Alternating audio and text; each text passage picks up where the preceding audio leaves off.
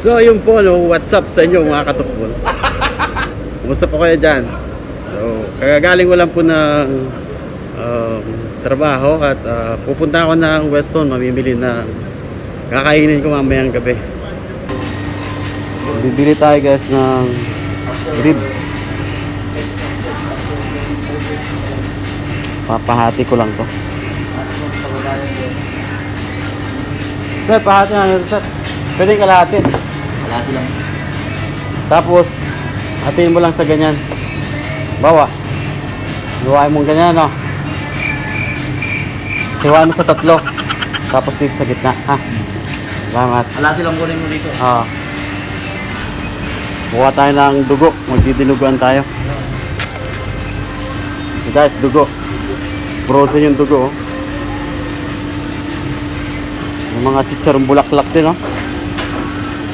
Sarap ito, pulutan, no?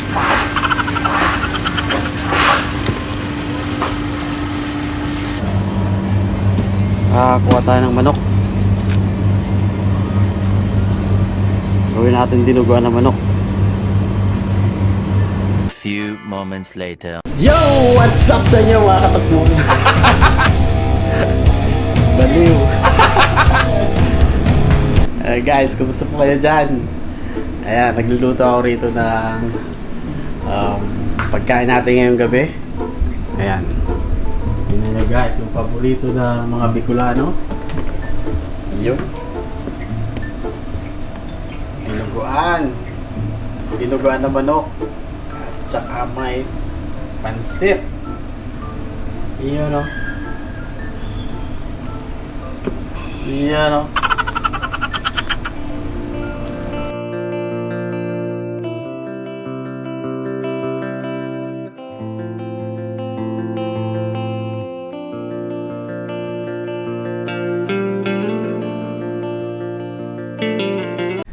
So yan na nga po ng mga katukbol. So ito na yung niluto natin kanina. So nandito yung dinuguan.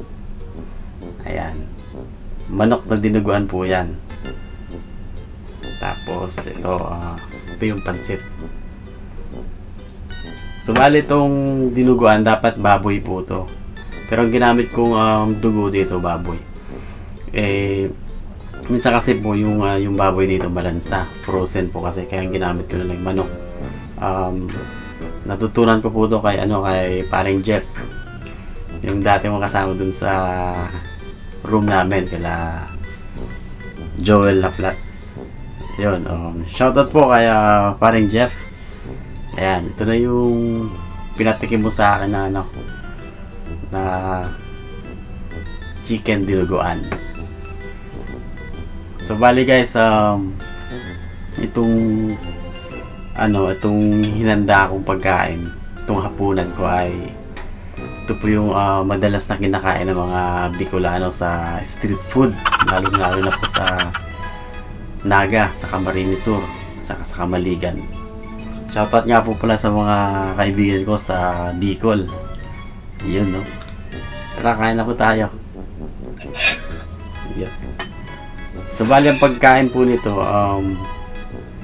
minimix po yung dinuguan dito sa pansit. Kaya papakita ko.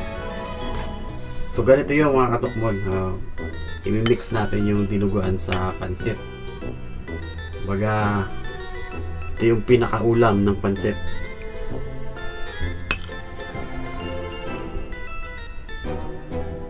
Yun, no?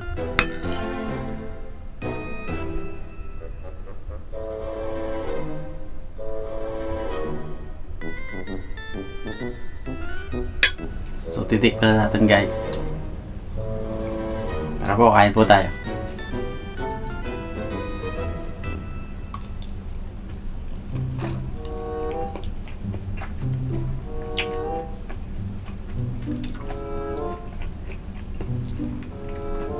Sarap.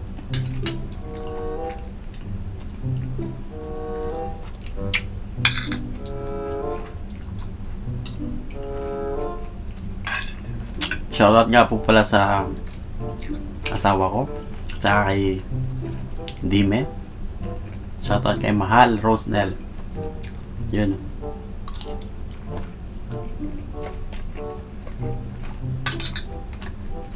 Siyempre shoutout din kay Papa Rolly, Papa Ernie, tsaka kay Mama Julieta.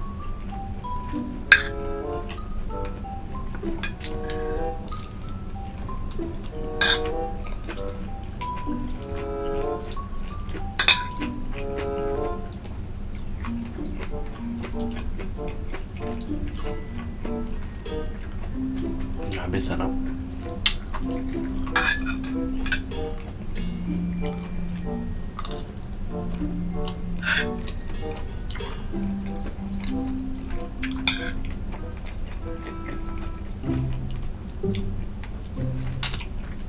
Dito ko lang nalaman yung manok pala pwede ring gawing dinuguan. Tapos ang gamit na dugo, dugo ng baboy.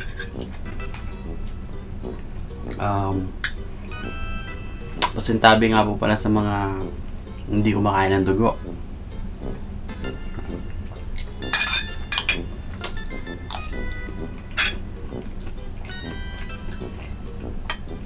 So ang ginamit ko guys na pang-asim sa dinuguan, suka. Yung mga taga Nueva Ecija po ang ginagamit, kila misis ang ginagamit, sampalok. Yung bunga saka yung dahon.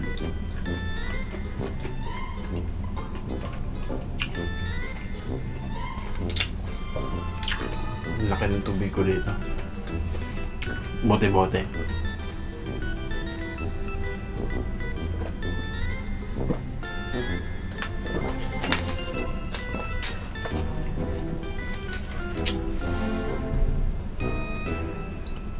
Mas masarap lalo ko yung dinuguan, baboy talaga.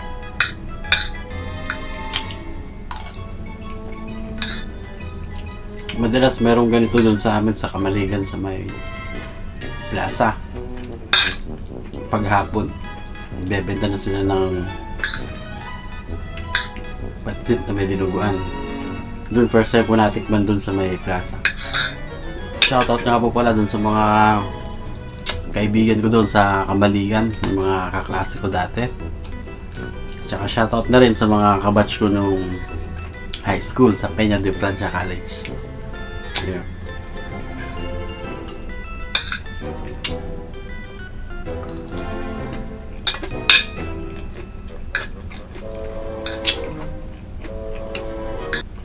So hanggang dito na lang po yung video.